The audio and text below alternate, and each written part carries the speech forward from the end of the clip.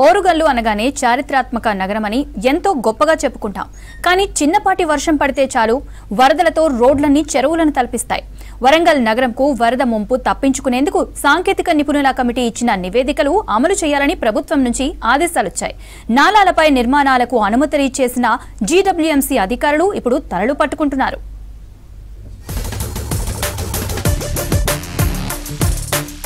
వరంగల్ మహానగరంలో 66 డివిజన్లలో 1400కు పైగా కాలనీలున్నాయి. అందులో 600కు పైగా కాలనీల్లో ఇంటర్నల్ డ్రైనేజీ సిస్టమ్ అనేది లేకుండా పోయిందని స్థానికులు వాపోతున్నారు.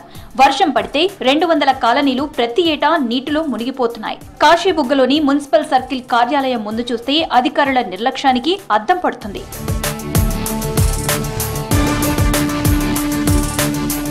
వరంగల్ హన్మకొండ ప్రాంతాల్లో 10 ప్రధాన నాలాలున్నాయి. ప్రతి ఏటా వర్షాకాలంలో సుమారు 200 కాలనీలు నీట మునుగుతున్నాయి. నాలాల ఆక్రమణతో వరద నీరు బయటకు వెళ్లడం లేదు. గ్రేటర్ వరంగల్ వరద నీటి ప్రవాహానికి నాలాలకు ఆక్రమణల ముప్పు తొలగడం లేదు. వర్షాలు పడినప్పుడల్లా వరద నీరు లోతట్టు కాలనీలను ముంచెత్తుతున్నాయి.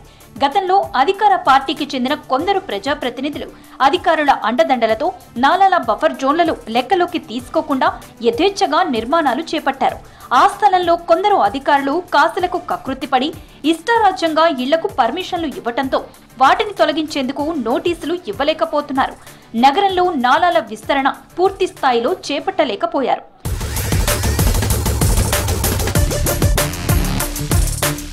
హనుమకొండ కాపువాడ భద్రకాళి చెరువు నుంచి అలంకార్ పెద్దమోరి వరకు 120 అడుగుల వెడల్పుతో నాలా విస్తరణ కోసం సాంకేతిక నిపుణుల కమిటీ పర్యటించింది.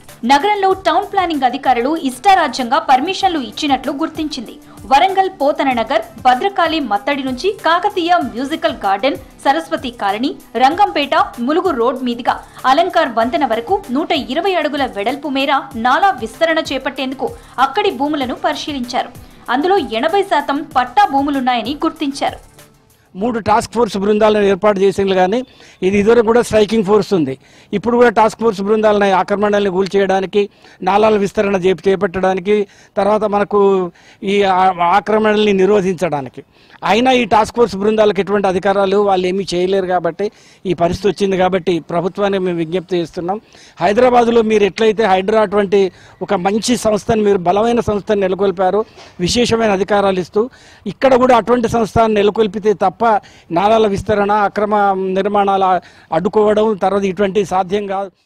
ఈ నాలాల విస్తరణ చేయాలి అన్నా, లేకపోతే ప్రైవేట్ అక్రమ ఆస్తులను తొలగించాలన్నా, 120 అడుగుల మేరకు నాలాలను విస్తరించాలన్నా, హైదరాబాద్లో ఎట్లయితే హైడ్రా లాంటి ఒక వినూత్నమైనటువంటి ఒక స్వతంత్ర ఏజెన్సీ సంస్థను తీసుకొచ్చారో, అట్లాంటి ఒక స్వతంత్ర ఏజెన్సీ సంస్థని వరంగల్ మహానగరంలో కూడా తీసుకురాకపోతే ఎట్లా నాలాల విస్తరణ జరుగుతుంది? నాలాల విస్తరణ జరగకుండా ఉంటే ఆక్రమణలు ఎట్లా తొలగించగలుగుతారు?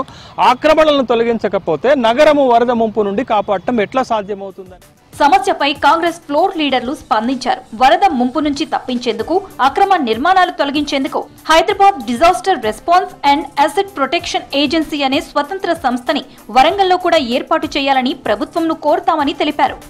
గత ప్రభుత్వానికి అధికారులు సహకరించి నా కబ్జాలకు గురవుతుంటే కూడా చూసినట్టు ఇచ్చిపెట్టడం వల్ల ఇలా ఈ ముప్పు గురి కావడం జరుగుతుంది.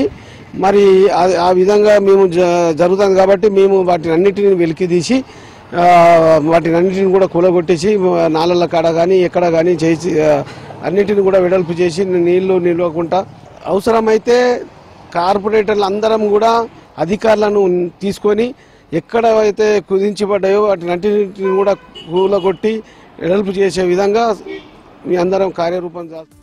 నగరం ముంపునకు గురి కాకుండా ఉండేందుకు వరంగల్ నగరంలో కూడా జీహెచ్ఎంసీలో హైడ్రా తరహా కమిటీ వేసి నాలాల విస్తరణ పనులు చేపట్టాలని వరంగల్ నగరవాసులు కోరుతున్నారు. మరి మన పాలకులు ఏం చేస్తారో చూడాలి.